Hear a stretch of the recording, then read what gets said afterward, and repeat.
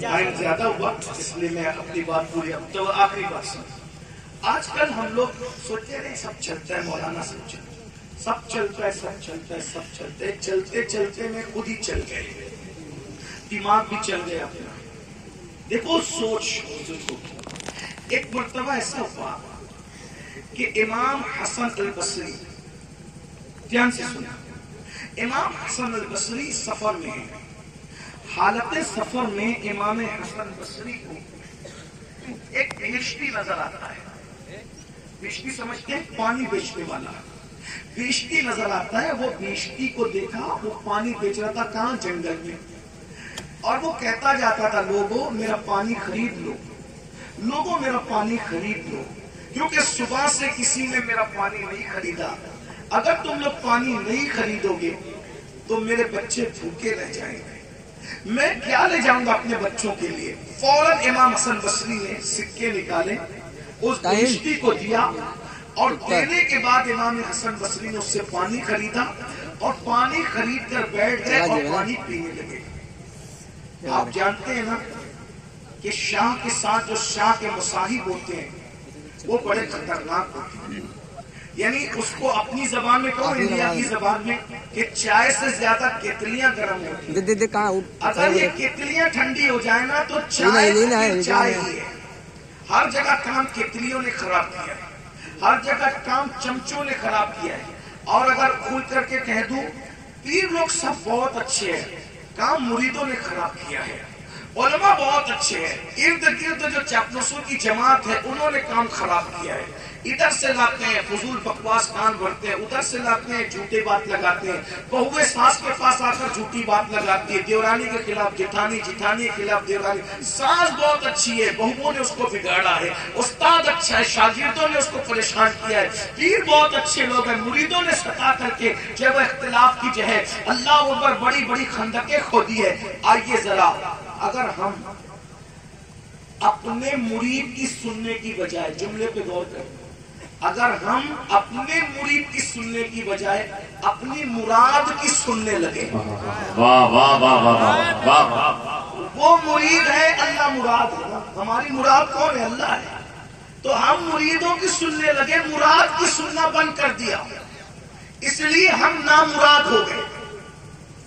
اگر واقعی بامراد ہونا چاہتے ہو تو اس اللہ کی سنو جو ہماری مراد ہے. ہماری نہیں, سارے نبیوں کی مراد ہے, سارے ولیوں کی مراد ہے, سارے صحابہ کی مراد ہے. اللہ کی سنو, اس کے محبوب کی سنو, اس کے محبوب کی ہماری مراد ہے. ارے مراد ہی نہیں, میرا امام تو کہتا ہے کہ ہمارا نبی جانے مراد ہے. جانے مراد, کانے تمنا کہوں تجھے, وہ مراد نہیں, مرادوں کی جان ہے. اور آپ سے بھی کہتا ہوں, اگر یہاں عورتیں بیٹھی ہیں, ساس کو بہووں کی سننے کی بجائے جانے مراد کی سننا چاہیے. دیورانی کو جٹھانے کے بہکاوے میں آنے کی بجائے جانے مراد پہ توجہ کرنا. جو ادھر کی چگلی ادھر, ادھر کی چگلی ادھر لگا کر کے اختلافات پیدا کرتے, قیامت کے دن وہ بھیڑیے کی شکل میں جہنم میں جائیں گے. اگر چگلی پر کنٹرول ہو گیا, غیبت پہ کنٹرول ہو گیا, حسد پہ کنٹرول ہو گیا, تو دنیا میں 90% جھگڑے ختم ہو جائیں گے.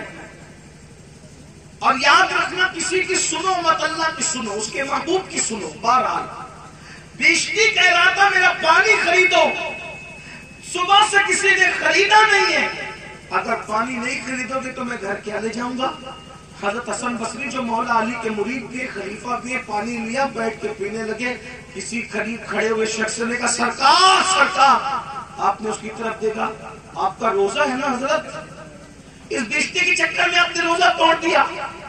امام حسن البصری نے اس کی طرف دیکھ کے مسکرایا اور ارشاد فرمایا, بیٹا نفل روزہ تھا, آج توڑ دیا, انشاءاللہ کل اس کی قضا کر لیں گے. بھائی روزہ توڑا ہے نا تو اس کی قضا کر لیں گے, لیکن اگر اس میرے بھائی کا دل ٹوٹ جاتا تو دل توڑنے کی قضا میں کب کرتا. روزہ توڑنے کی تو قضا ہو گئی, دل ٹوٹنے کی قضا کب کرتا. دل کی بات آئی ہے تو ایک بات مجھے یاد آئی. جب اعلیٰ حضرت علیہ السلام بول دوں بولوں گی میں دوسرے تیسرے نکاح کو ناجائز و حرام نہیں سمجھتا نہ کہتا، بلکہ میں نے تو تقریر کی ہے، لیکن دل کی بات آئی تو مجھے ایک بات یاد ہے۔ اعلیٰ حضرت جب دوسرے سفر حج پہ گئے، پہلے سفر حج پہ گئے والدین کے ساتھ، دوسرے سفر حج پہ گئے تو بیوی کو بھی ساتھ لے گئے، بیوی ساتھ میں تھی، چھوٹے بھائی ساتھ میں تھے، حجت الاسلام بھی جوان ہو گئے تھے، وہ بھی ساتھ میں تھے۔ اسی میں دولت المکیہ لکھی۔ تو مکے اور مدینہ منورہ کے علماء ان سے اتنا متاثر ہوئے کہ مکے کے بہت بڑے عالم نے اعلیٰ حضرت سے کہا، مولانا آپ سے پیار اتنا ہو گیا یار کہ دل نہیں چاہتا کہ اب آپ کو جانے دیں، لیکن ہندوستان میں آپ کی ذمہ داری ہے، وہ آپ تو جاؤ گے، تو ہم چاہتے ہیں کہ کوئی ایسا کام ہو جائے جس سے جانے کے بعد بھی اپنا تعلق بنا رہے۔ تو ہم چاہتے ہیں کہ تم سے رشتہ داری قائم کر لیں، تم سے رشتہ بن جائے۔